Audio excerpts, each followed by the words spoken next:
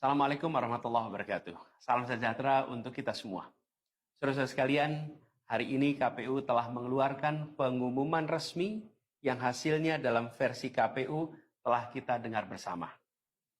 Tapi dalam sebuah pemilihan, proses itu tidak kalah penting daripada hasilnya. Proses pemilihan itu penting untuk dipastikan terbuka, adil, jujur, bebas dari berbagai macam tekanan. Untuk apa? Untuk menjamin bahwa semua suara yang memenuhi syarat akan didengar dan akan dihormati. Proses pemilihan ini penting untuk dijaga agar memastikan legitimasi, kepercayaan, dan inklusivitas dalam hasilnya. Tanpa proses yang kredibel, legitimasi calon yang terpilih atau legitimasi keputusan bisa menyebabkan keraguan. Maka menjaga integritas pemilihan adalah fundamental untuk kelangsungan demokrasi dan untuk terpenuhinya aspirasi masyarakat secara keseluruhan. Atas dasar itu, izinkan kami menyampaikan pernyataan untuk mendakapi proses pemilu yang sejak awal hingga saat ini. Saudara-saudara sekalian, sepanjang perjalanan Pilpres kali ini, sejak awal kita semua telah melihat dan menemukan begitu banyak ketidaknormalan, kekurangan, dan pembiaran terhadap proses yang tidak wajar, yang tidak pernah terjadi sebelumnya dalam sejarah bangsa ini. Sudah menjadi rahasia umum, berbagai kekurangan ini telah kita temui sejak jauh sebelum pencoblosan. Mulai dari rekayasa regulasi sampai ke intervensi alat negara. Dan semua ini telah menjadi catatan media serta jadi catatan publik. Mas Anies dan saya maju pencalonan sebagai capres dan cawapres ini untuk membawa misi perubahan, menghadirkan keadilan dan kemakmuran bagi semua, menegakkan kembali demokrasi dan menunaikan janji-janji reformasi. Dan berdasarkan catatan dari KPU tadi, ada puluhan juta orang yang menitipkan suara kepada kami berdua. Maka demi memperjuangkan suara mereka yang percaya pada perubahan dan tetap teguh hingga akhir, kami memutuskan meminta tim hukum Timnas Amin untuk maju ke Mahkamah Konstitusi dan menyampaikan kepada majelis hakim serta publik luas tentang berbagai kekurangan dan penyimpangan yang telah terjadi selama proses Pilpres kali ini. Terlalu banyak temuan-temuan tentang proses demokrasi yang tidak berintegritas ini yang telah dikumpulkan oleh tim hukum Timnas Amin. Semua ini nanti akan disampaikan oleh tim hukum kepada Mahkamah Konstitusi. Kami mempercayakan sepenuhnya proses ini kepada tim hukum yang dipimpin oleh Saudara Ari Yusuf Amir. Dan tentu dikawal dan didukung sepenuhnya oleh tim Amin di bawah kepemimpinan Kapten Muhammad Saugi. Kami menyerukan kepada seluruh relawan dan pendukung, mari kita dukung sepenuhnya tim hukum berjuang di jalan konstitusional yang telah tersedia secara sah. Dan kita semua akan terus menjaga etika demokrasi, menjaga suasana kedamaian dan persatuan. Saudara-saudara sekalian, kepemimpinan yang lahir dari proses yang ternodai dengan penyimpangan, dengan kecurangan, akan menghasilkan rejim yang outputnya nanti, keluarannya nanti adalah kebijakan-kebijakan yang penuh dengan ketidakadilan. Dan ini yang tidak ingin kita temui di Indonesia. Kita tidak ingin ini terjadi. Dalam prinsip negara demokrasi modern, ketika melihat ketidaknormalan, ketika melihat penyimpangan demokrasi, maka langkah yang dilakukan bukanlah marah-marah lalu melakukan agitasi kepada publik.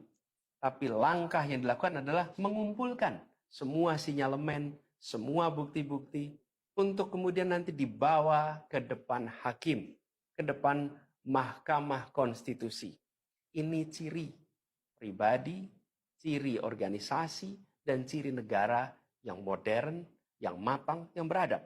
Karena itu sejak awal kami katakan, kami tidak akan gegabah Walaupun kami merasakan sejak masa kampanye sampai pemilihan terlalu banyak ketidaknormalan, penyimpangan yang kami alami. Tapi kami memilih untuk mengumpulkan itu semua secara hati-hati, melakukan validasi, memastikan akurat. Kenapa? Karena kita ingin negeri ini, negara tercinta kita ini terus maju makin matang dalam berdemokrasi, makin matang dalam bernegara. Dan ini kita kerjakan dengan keseriusan. Kita tidak ingin proses demokrasi yang terjadi membuat kita mundur mendekati masa prareformasi. Karena itulah kita menjaga semua proses ini secara baik, secara tertib. Walaupun itu semua kita lakukan, akan ada saja yang berusaha merendahkan usaha konstitusional ini. Ada saja yang nanti akan mendegradasi usaha konstitusional ini. Seakan ini adalah sikap penyangkalan dan tidak menerima kekalahan. Izinkan kami tegaskan di sini. Kami tidak ingin membiarkan penyimpangan atas demokrasi itu berlalu tak ditantang. Kami tidak ingin penyimpangan itu berlalu tanpa catatan. Kami tidak ingin ini menjadi presiden yang buruk bagi generasi-generasi yang akan datang. Biarlah cukup berhenti sampai di sini. Jangan ada pembiaran. Bila penyimpangan, pelanggaran dibiarkan, dia menjadi kebiasaan. Bila kebiasaan dibiarkan, dia menjadi budaya. Kita tidak ingin budaya demokrasi kita penuh dengan ketidaknormalan. Kita ingin mengembalikan demokrasi kita menjadi demokrasi yang penuh dengan kewarasan. Demokrasi yang mengedepankan adab. Ini yang harus kita kerjakan. Karena itulah kenapa kita memilih jalur ini. Karena kita ingin agar pengalaman ini nantinya tidak menular. Tidak menular kemana? Ke pemilihan-pemilihan berikutnya. Baik pilpres, nanti akan ada ratusan pilkada, akan ada pileg tingkat 1, tingkat 2, yang tidak boleh mengalami yang pernah kita saksikan sama-sama. Walaupun kami sadar, kita ini dalam situasi yang tidak normal. Banyak yang menyampaikan kepada kami bahwa kemungkinan untuk bisa mendapatkan keadilan itu kemungkinannya amat kecil. Berbagai pihak mengatakan ini lembaga-lembaga negara yang terkait penyelenggaraan pemilu, terkait penyelenggaraan sengketa, telah terkooptasi oleh oknum-oknum yang sudah terbukti melanggar etik.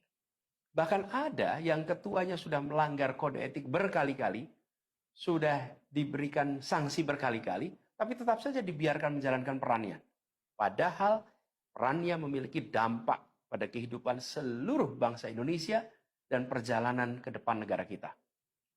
Meskipun kita dengar itu semua, meskipun kita saksikan ketidaknormalan itu, tapi kami tetap memilih berada pada jalan dan jalur konstitusi. Kami berharap pertolongan Allah Subhanahu wa taala, pertolongan Tuhan yang Maha Kuasa.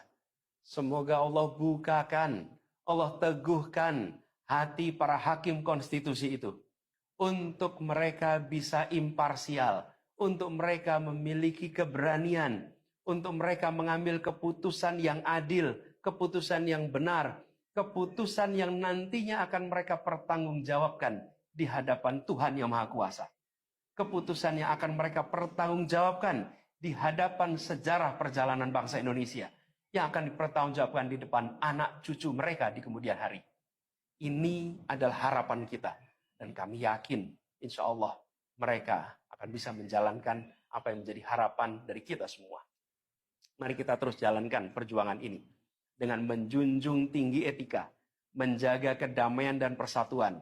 Kita dukung langkah tim hukum, dan kita biarkan segala temuan itu nantinya disampaikan dan menjadi rekam sejarah yang tercatat secara resmi dalam lembaran risalah-risalah Mahkamah Konstitusi Republik Indonesia.